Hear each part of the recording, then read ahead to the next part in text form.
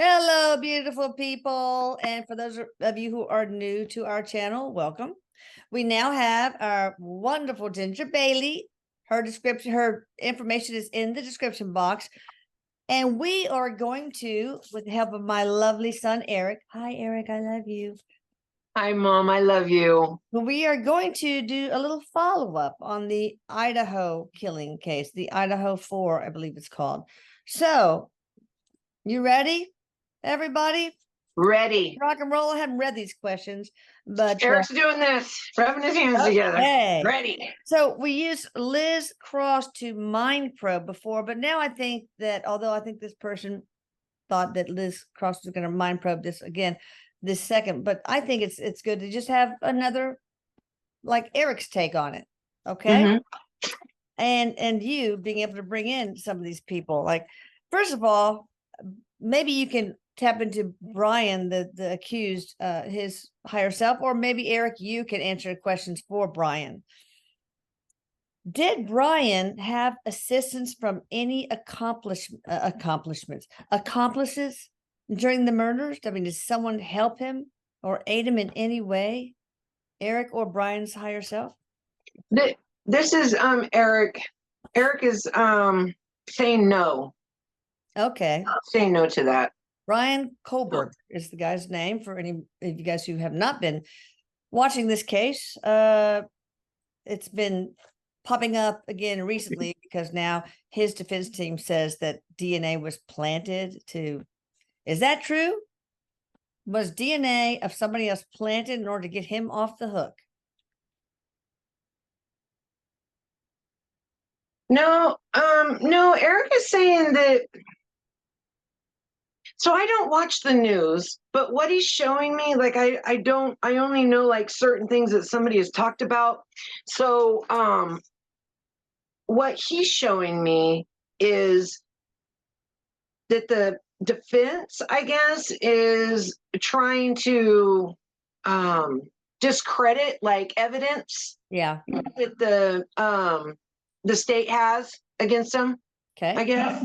And so but he's saying that it's not nothing was planted. He's saying nothing was planted. Yeah. Okay, Bryan, did you drive your own car to the murder scene, or did you take a different vehicle? And or did somebody drive you and or pick you up? By the way, Paula and also viewers, we can't get Ginger's earbuds to connect, so maybe the audio won't be ideal, but it's good enough. Okay. Can you hear me okay though? You can hear you. Okay. Hear you. Okay. So what Erik is showing me is that he did drive his own car, but not up to the murder scene. Like he was away from it. Like he didn't come near. Like he parked away and like walked. Like 100 yards, half a mile in the woods. At least half a mile, Erik just said. Yeah. Yeah. That's a hike. All right, Bryan. Was Bryan your higher self? Were you involved in buying, selling, or delivering drugs while you were in either Idaho or in Washington? He says no. Erik says no. So Erik is answering this from a spiritual point of view, and he's saying that there was some like misunderstanding, I guess, about the motive behind this or why these people were picked, I guess. And he's saying that, he's saying that there was something not going on between them, but like he had like a fetish or crush or something on one of the girls, and there had been like he'd been trying to contact this person, but she didn't know him. In any way, so that wasn't why he did it though. Erik is saying that was how they were picked, how that group was picked. Oh, I see. And he's saying that this was more like he's talking about this. He's like kind of showing me the way his mind was working, and it's like he wanted to see he could do this and get away with it. Like he's like thinks he's smarter than Yeah. like police. Like he's more criminally like in tuned, and it was like it was a little bit of that. He says it wasn't all that, and some of it was like a kind of like a serial killer mind, like a power, like it's more about power, like some kind of revenge or something. But the reason that they were picked was because of the unrequited love, so to speak. Yeah. So Exactly. was there any like uncontrollable impulse rage type component, or was it methodical and contemplated? Erik is saying methodical and contemplated. Like a serial killer. Mm-hmm. So he didn't just burst out into rage and couldn't control himself. No, this was something he thought about a lot. He actually, Erik's showing me this guy like stalked them. At least one or two of the girls. So did he plan on killing all of them, or was his intention just to kill the one that he was crushing on? He did plan on killing all of them. Yeah. Even the survivors who were in the downstairs, had you intended to kill them too, but just couldn't get there fast enough, or didn't realize they were in no, he didn't know they were there. He didn't know they were there at first. And then actually what Erik is showing me is that as he was like leaving, he knew, but it was like his mind was set on getting out of there kind of thing. Yeah. He wasn't in the kill mode anymore. Like the mind just switches modes, of it's like on this mode of I do this, and then he's out. This. That makes sense. Did someone ask you to commit these murders on these specific people, Bryan? Or was it all on your own recognizance, so to speak? No, it was all on his own. Okay. How did you meet the victims? And did you start tracking them on social media before you moved to Washington? Social media. It was social media. Yeah. Erik is saying Instagram. Yeah. So that's how you figured out, wow, I'm crushing on her. I'm going to stalk her. I'm going to follow her, things like that. Yeah. So did you follow her, this person, or all of them, whatever, more than one of these people in Idaho?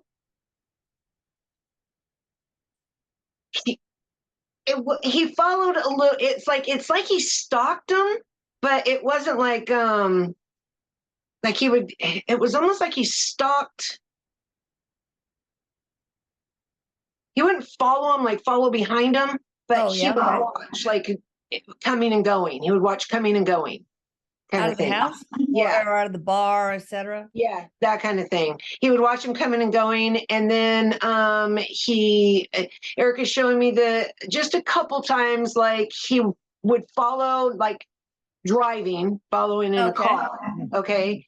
And wherever they went, like at whatever location it was, and this looks dark, like at night, where they were coming out of. Okay. And this looks close to the time that he was planning on killing them. This is close to that time. Yeah. Right. Were you surprised that someone was there that you eventually killed that you didn't know would be there? Or did you know these four would be there? He knew they'd be there because he was watching. He was watching that. Yeah. I was asking Erik about the other two, and it was weird. They didn't all hang out together. These other two, they were their friends, but it was like they had a different schedule or something. So he was more fixated on the others, kind of thing. Did the students all put up a fight? We're getting a little feedback, but it's negligible.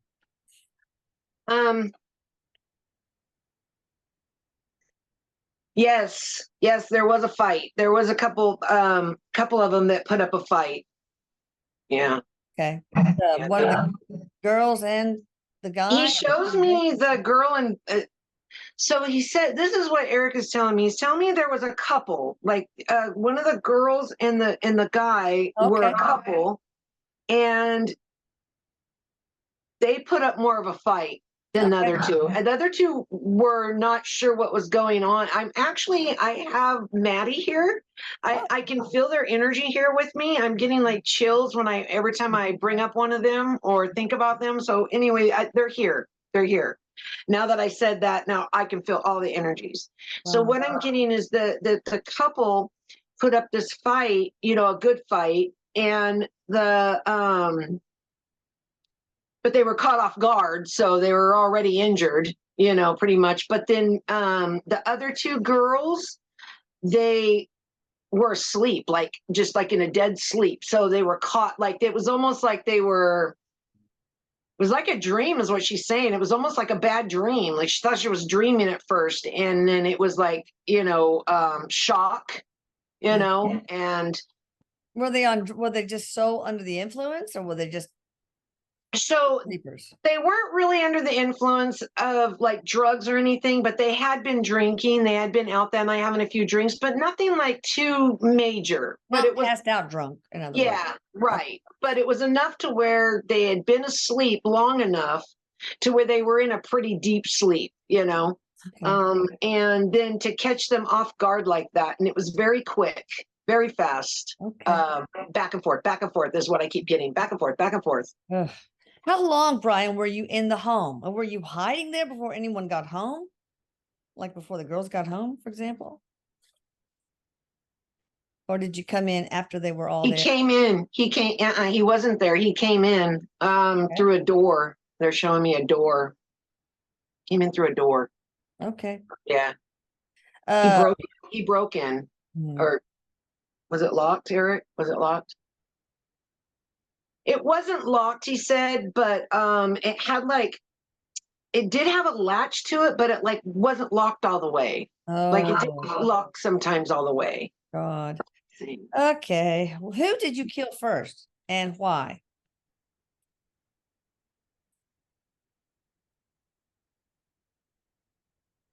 So hold on a second here. What I'm hearing is that he killed the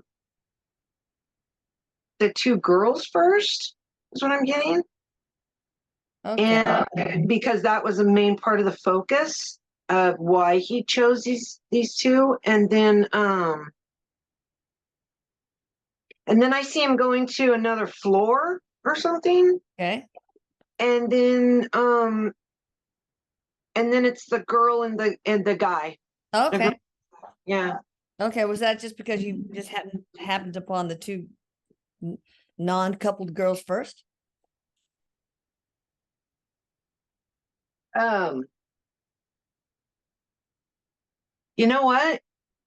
Erik is showing me that he had been in the house before. That he'd been in this house and knew where their rooms were. Oh. So he went straight to the room with the girls, is what he's showing me. And then it was just Erik is saying it was just that those were first, and then he went to the next. It wasn't it wasn't any reason behind it, except for they were that one girl was his main focus of why they were chosen, and then he went on to the that next girl the one that was with the guy, coupled with the guy, or was it? No. Okay. It was I'm hearing Maddie. I'm hearing it was Maddie.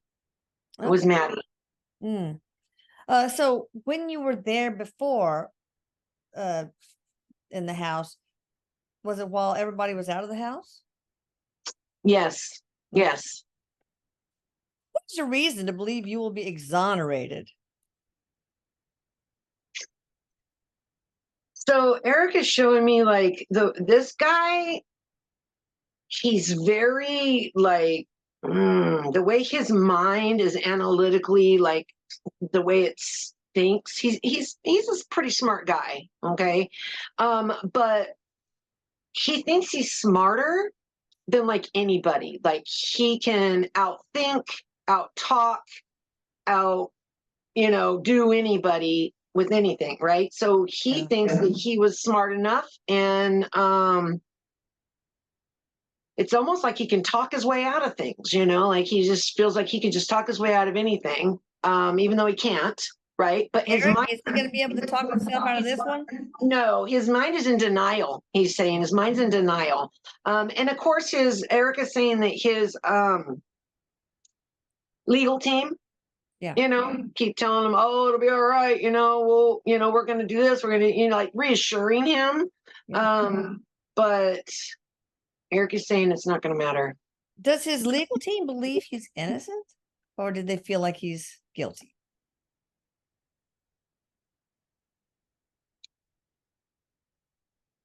So Erik says that they kind of have a feeling, that he isn't innocent. And what's going to happen is, he's showing me something a little bit in the future, is that they're going to try to keep him from getting the death penalty. Okay. It'll probably come to that, but they are going to fight all the way. They're going to try to discredit they're going to try to discredit any witnesses. They're going to try to discredit any evidence, DNA evidence, or Erik says they even have like pictures or something, or film of some kind, like recordings. But anyway, they do. He knows in his gut. And since I'm hearing that his public defender that he did have, I guess he had in the beginning, she also thought so. What about the family? Your family, do they think you're innocent, or do they have a feeling you're guilty? They think he's innocent. Okay. They believe him, and they think he's innocent. Yeah. So do you know of other members of the community that are involved in this murder that are trying to pin it all on you, like members of the university, the alumni, the law enforcement, drug traffickers, government officials, a bigger crime organization? Well, I mean, I think we already know the answer because you did it. There was nobody else. No, there wasn't anybody else. This was something like Erik keeps on making the comment, and like an itch he couldn't ignore, and she happened to be the one that got chose for those reasons that he chose her. And arrogance, he's very arrogant, very ego driven.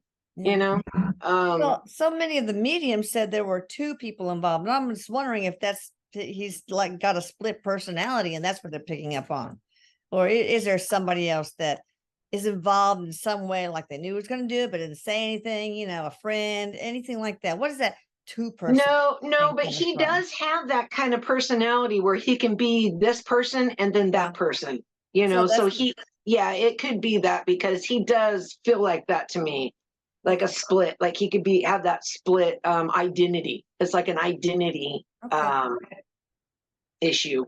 So Erik, there was no other person involved even remotely then. Is that what you're saying? That's what he says. Okay. It was just this guy. Now, some people say that you had a psychiatric problem all of your life and that you may have received treatment as a young child. If you did, do you feel like that affected your brain in some way? Well, first of all, So he has.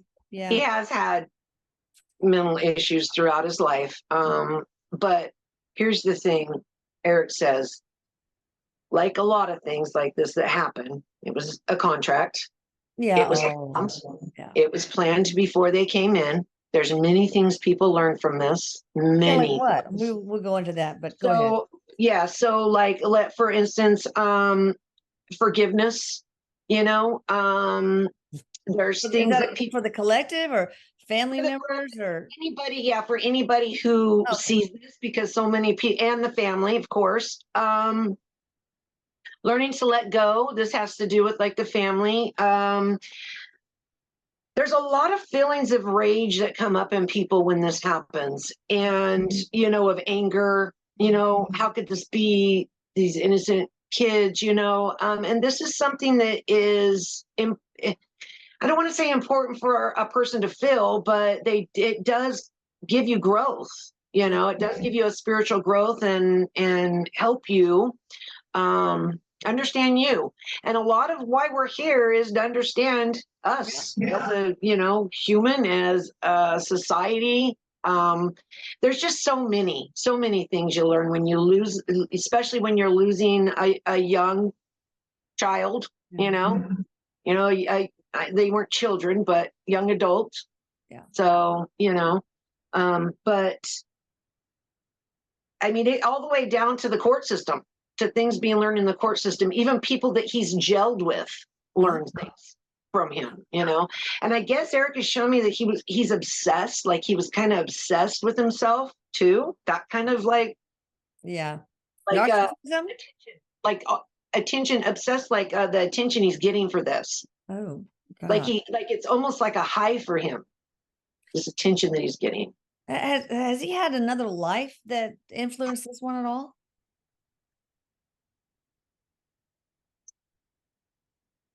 Wow. Okay, so here's something Erik's showing me.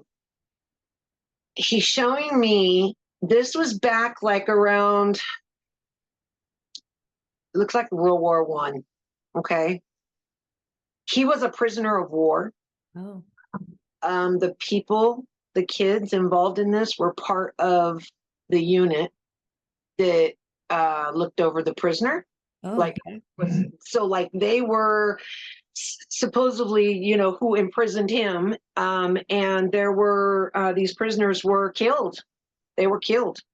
And so it's like a reverse almost. Okay. There was more than just these kids, of course, there's a bigger family. I guess you could call it like a soul family, because he is connected to the same soul family. But that's one of the things that Erik shows me. That was kind of like. Did any of the four actually kill him when he was a prisoner of war? Or were they just part of the unit and somebody else in that unit killed him while he was in prison? Erik said, no, they were just part of it. They were just part of it. But they did kill some people in the unit. Okay. Or like they did kill, like that were in prison. But not him. Okay. Yeah. Bryan, have you killed before in this life?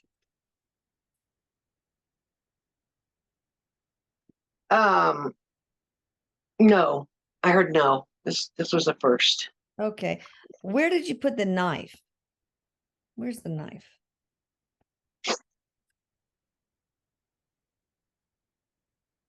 I see water. Erik is showing me water. Okay. And it looks like it's in something. Yeah, like it's in mud and water. Okay. Yeah. How did you clean up any blood that was on you?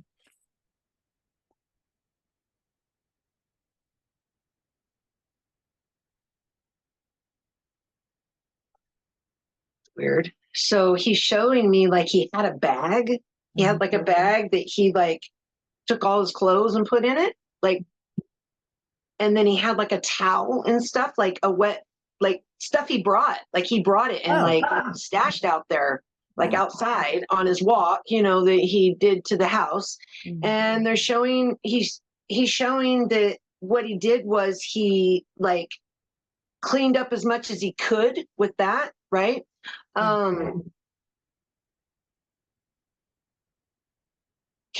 was asking him if he had gloves on. He did have gloves on, but he also like they were thick. They weren't like medical gloves. They were like thick, like a thick cloth glove. And he got rid of it. He got rid of it all. And I see something burning too. I see something showing something burning. Yeah. Did he walk to the house and from the house in a way that wouldn't leave footprints, like go through like forested areas or something like that? So yeah, it's weird. It's almost like he was trying to cover his tracks at every move, and not just his walking tracks, but everything. He was really, this was a big part of this, to see if he could get away. He thinks he could get away with it. He thought he could do this, and that was a big part of this, was to see if he could do it and get away with it. And he thought he could. Well, but he was studying criminal justice, I think. So he probably thought oh, he knew everything. oh, okay, yeah. So he does have a mind like that. He has a mind like sometimes they, you know, how they talk about people being a genius, and all geniuses aren't killers, right? But you put that genius together with a sociopath, you know, that don't have empathy, Yeah. and that's what you get. You get a killer. That's what Eric's saying. And so the thing with him is that this was more than just like some people would kill and they'd be like in a frenzy. He was really thinking it out. He was thinking out everything that, Yeah. you know, he was doing. He was trying to cover his tracks and make sure that he didn't, you know, leave anything behind. Okay. So Now, with the other mediums, it seemed like drugs came up a lot, like the girls or the guys. Some people in that house were involved in, I don't know, if just taking drugs or if they were selling them or anything like that. okay, so let me see. So okay, so they weren't like in like some drug ring, you know, type thing where they Yeah. were selling drugs or anything, Eric says, but they did like your average partying, you know, they tried things like, but the biggest thing that they did, the most that they did was pot and drinking. Yeah. Like your average college student usually, all right? But Eric says they also experimented here and there, like Yeah. some young kids would, but it wasn't anything big. You know, it wasn't like a bunch of drugs coming and going. It wasn't a drug house, Eric just said. Yeah. Okay. And none of them sold drugs. Like, hey, I'll sell you this Adderall or did He they? says no. He says Okay. no. All right. Bryan, did you get injured at all during these murders?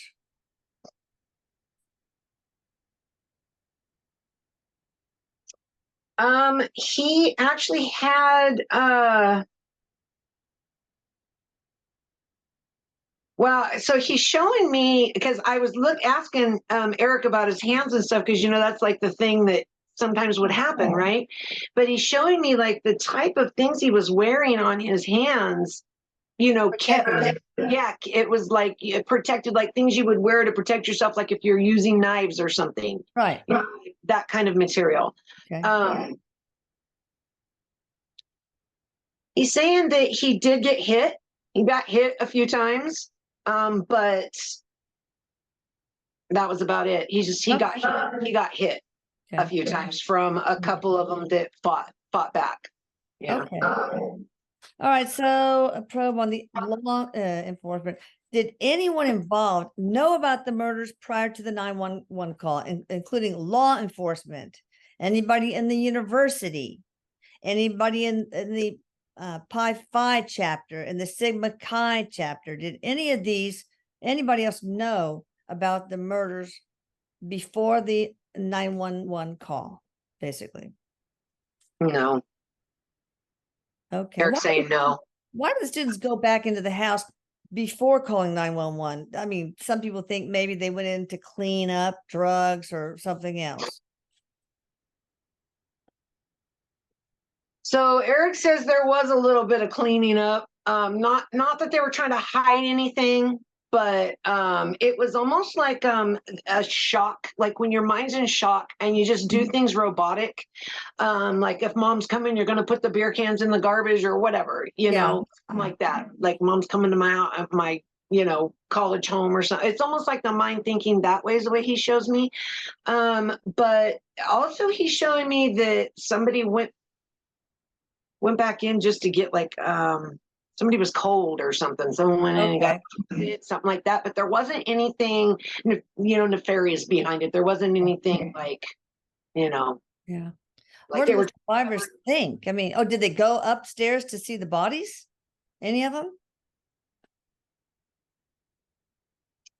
So one of the persons that was there, one of the girls, I guess there was a girl, um, she went up only before she called the police because she didn't know like what was going on. Like they were asleep, they were woke up. And I kind of feel like one of them like seen somebody leaving, like seen the killer leaving or Oh, something. wow. Okay. But she just went, she didn't know what was going on at first until she started seeing like blood. And I feel like there was like levels to this house. So Yeah, they there's were a- all in the yeah. same room. There was a top level, which had a separate entrance, and a bottom level where the survivors were, I think. Okay. Okay, because I feel like they were like not on the same level or something in the house. And so once they seen there was something going on, and Erik is saying, yeah, that this person did see because she didn't know if somebody needed help. She didn't know if like, were they dead, or not. So then the phone call was made. And it wasn't very long after this person left that the phone call was made. Okay. So why did that person go upstairs and see the bodies? Because they said, hey, why aren't they awake yet? Time for breakfast? Or did they hear something that Because they heard something. Okay. They heard something. They heard some crying. They heard some like sounds like banging. Yeah. They heard it was just like didn't feel right. Erik says he just had that feeling like something wasn't right. And then also seeing this person leave, seeing a person leave, and you just get that. Yeah. Everybody's got that instinct of something's not right. Yeah. Kind of thing. So how are the survivors doing now, Erik? How are they feeling? Survivor guilt? Anything? A little bit of that, and also they're very scared. They're very scared, like scared as in nervous, like wanting to make sure they do the right thing, to make sure that the right person gets, Yeah. prosecuted for this. They just like they're all. I can see one of them. Their mind's all over the place. Like it's very nerve-wracking. They're very young. Yeah. And this is a lot, and they're very overwhelmed. Erik just said, very overwhelmed with all this. And it's almost like they're being pulled back and forth. He says, he's like, they're like for the state, for the defense, for the state, for the defense. Oh gosh. Yeah. And all they can do is just, Goes tell through what. the paces. Yeah. Yeah. What about Bryan? How is he? Is he scared at all? Or not? Yeah. Yeah, he's nervous. He's nervous. Yeah, he is. Especially because he really didn't expect to get caught. Erik says. Yeah. And if I tune into this energy, it just makes me kind of like sick to my stomach and like just nervous. Like I feel like, that feeling like you'll shake in your jaw, like that. Yeah, if you get really like, I feel like that's how he felt when when he found out he was going to be arrested. Oh yeah. That kind of thing. Which you should, Yeah. you should be scared. But I also, Erik has shown me again, this is like a split person. Then all of a sudden the into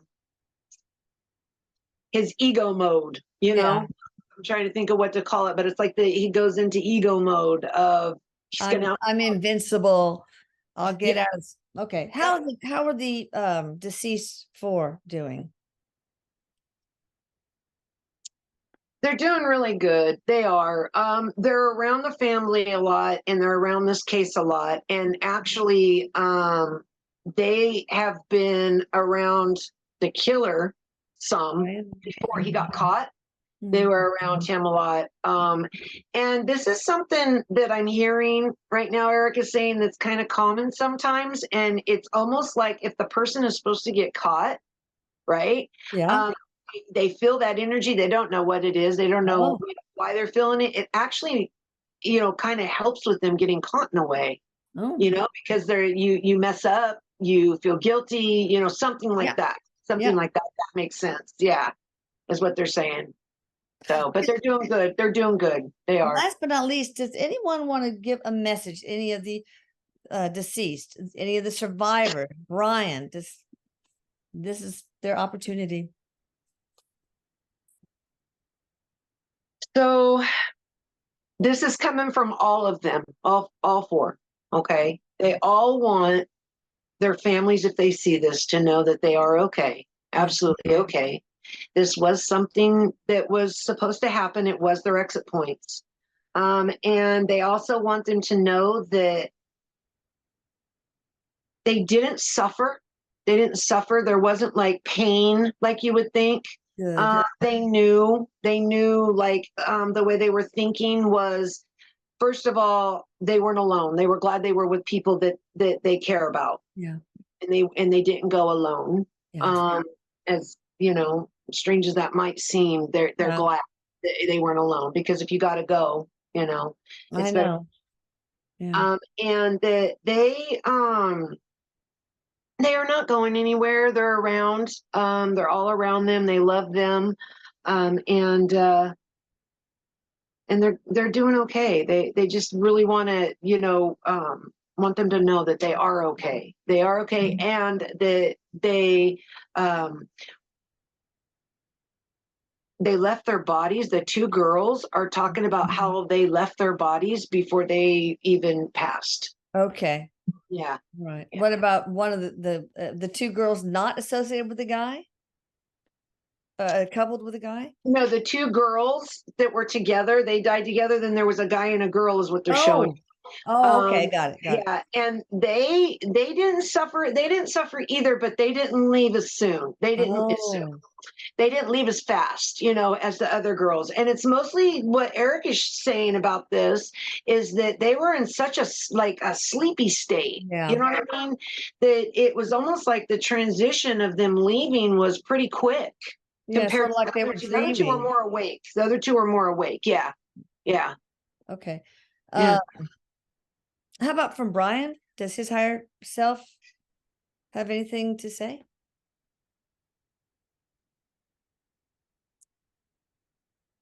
That he has a ways to go, he still has some to go, but that he will. I know people with that, what Erik, let me bring in what Erik is saying. Like, people want someone to pay, Right. for what they do. They want them to pay. And his higher self is saying that he will. He will. And it's not that he's going to have judgment when he crosses over. Yeah. That's part of the contract. Yeah. But what you put out into the universe, you do get back. And although it may not be exactly physically like they got, it's still going to be something, Okay. that he's going to get. Just like what happened with the tables being turned between the World War I life and this life. Right. And also he being locked up for him is really hard. Like he is suffering being locked up because probably remembers the last life when he was right. Is that it? Right, exactly. And so he's really struggling with that confinement. So, that in itself is some punishment, Absolutely. So He killed when he was a prisoner of war. Just died of starvation, shot, executed, hung. What did you see? So he was starved. Erik showing me that he was starved, but that's not how he died. He's showing me hung, and he was hung. Okay. Yeah. And it wasn't But he that hung himself. He was hung by the unit, like people in the unit Okay, that they were connected to. And Erik is saying that that he suffered a lot, like from like being, tortured in a way, like hit and starved and, left in the dark and just things like that. So, and it doesn't make it, in the human mind, it doesn't make it okay. It doesn't make it any better, but maybe just a little bit of understanding, of why some of these things happen. Karma. Yeah. Erik, before we close, anything else you want to add?